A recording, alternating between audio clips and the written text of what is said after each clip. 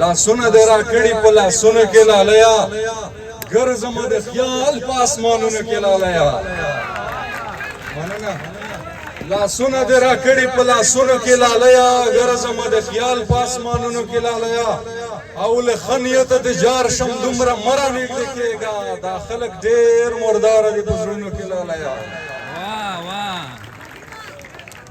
له خنیت د جار شم دومره مرا نږدې کېږه دا خلک ډېر مرداره دي په زړونو کې لالیا او زه ستا لپاره تللی د جومات تر دروازې وم ما غوښتی له خدایه په لمنځونو کې لالیا نو که ګوتې مې ازغیو ژوبلې کړې وای خو وای دی باید چې ته مې پټ وای په ګلونو کې لالیا ستونی کې تربتي چغې سترګو کې خماره وای بیا مې درته راوړل تش لاسونه له ډک خاره وای او سو زمن د مړه دي د وطن د سر په ننګ اده زړه کې د سورا یو دای کوتي د لشماره وای مننه سو زمن د مړه دي د وطن د سر په ننګ اده زړه کې د سورا یو دای کوتي د لشماره وای نو ګونځ مخ حلقې سترګې د ډېر درد شاهدي وایي زه د صدقه ابۍ درجار ابۍ قربان ابۍ نو ته دا سوي ټپې ولې په خادیو کړې فکر کړم لرې د زندنۍ مینې پر هار ابۍ نو گز گز در استونی په ټټر د اشرفۍ هم وې عمر ظلم جوړ کړې که ترزو د دکاندار ابۍ نو میندې د کفارو مسلمانو راته ګرانې دي مګر زه منلی ډېر شمزار له وطنداره وای او دا چې پر لاره باندې ګرانه ده نو کور په څو ده یوه مچکه د پنځو ورځو په کور په څو ده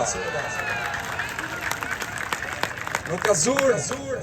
دا چې پر لاره باندې ګرانه ده نو کور په څو ده یوه مچکه د پنځو ورځو په کور په څو ده که زوړ پانځې په ډیران غورځوي په ما یې خرڅ کړه چې لوپټه دې نیمه سوي وي په اور په څو ده نو چې وطن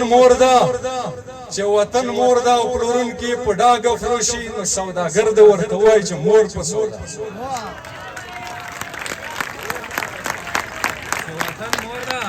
چې وطن مور ده او پلورونکي په ډاګه فروشي نو سوداګر دې ورته وایي چې مور په څو ده د کابل سپینه جنګ به قدره کړله مفته شوله ته یې لږ وپوښته چې توره د لاهور په څو ده د کابل سپینه جنګ به قدره کړله مفته شوله ته یې لږ وپوښته چې توره د لاهور په څو ده نو نن د خوله غواړم نن مې نه پرېږدم قسم مې کړی اوس پر رضا باندې په څو ده او په زور په څو ده باسطه زه یو ماښام یوه سحر لولمه د خاموشۍ غزل په څو ده او د شور په څو ده دغه یو غزل په ککرۍ کې مو د بنګو شنه لوګي ګرځول همدا کیسه وه چې سرونه مخلي ګرځول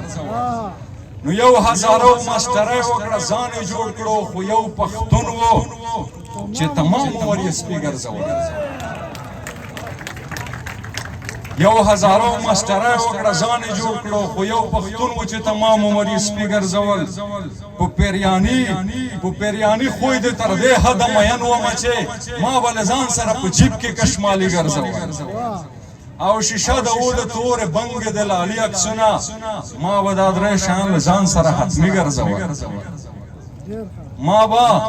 ما به د خدای کلام د خدای تخلیق یو ځای لوستلو ما په قرآن کې هم عکسونه د لالي ګرځول او د مازدیګر او د ماښام د دیدن کیف و داسې دا دوه لمنځونه به مو هر وخت قضایي ګرځول نو په نرۍ غاړه د رقم ټیکري ګرځول تا په ساړه ژمي په جم کې په سرلي ګرځول داسې وخت راغی سلامونه د لالي ګرځوم داسې یو وخت و سلامونه مې لالي ګرځول